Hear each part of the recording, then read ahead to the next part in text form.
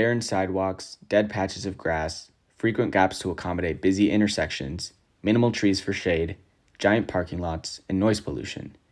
These are just a small fraction of the physical factors that most Americans have become accustomed to in a largely car-dependent society. During the earlier half of the 20th century, the automobile went from a luxury to a necessity that was cheaper for most Americans, more versatile, and easier to maintain.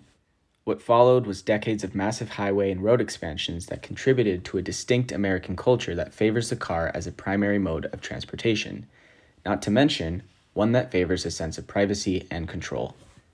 But after years of nonstop development, the transportation sector is now said to generate the largest share of greenhouse gas emissions in the country, according to the Environmental Protection Agency. One way to combat this would be shifting to more walkable, bike-friendly cities with more public transportation options.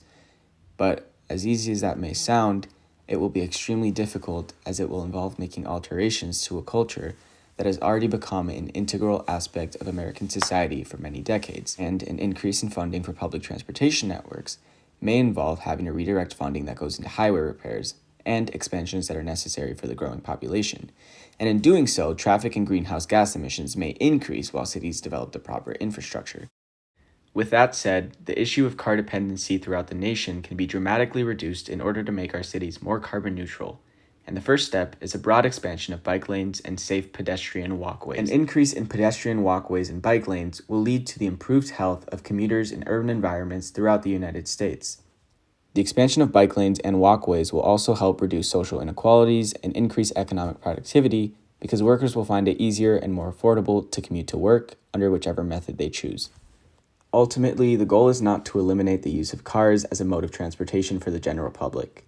The goal is to allow those who may not need, may not be able to afford, or may not want to sit in traffic to take safe and cleaner routes to their ultimate destination. By expanding the development of cleaner transportation alternatives, the importance of the car to American society will see a major decline in the future as car dependency decreases, allowing for urban landscapes throughout the United States to become more sustainable and traversable.